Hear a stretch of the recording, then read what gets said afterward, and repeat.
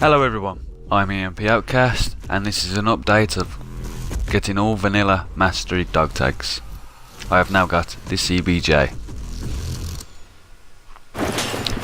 It is a fun weapon to use, believe it or not. Put a silencer on there. The recoil is near enough non-existent. You can go on some proper rampages as well because you're keeping off the minimap. But overall, I'd class this weapon as about an 8 out of 10 for PDWs.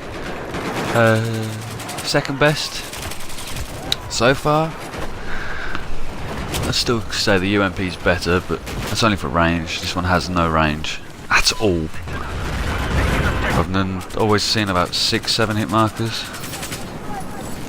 But yeah, completed the CBJ.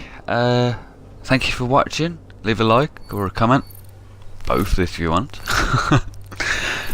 And I'll keep you posted. Thanks for listening. Take care.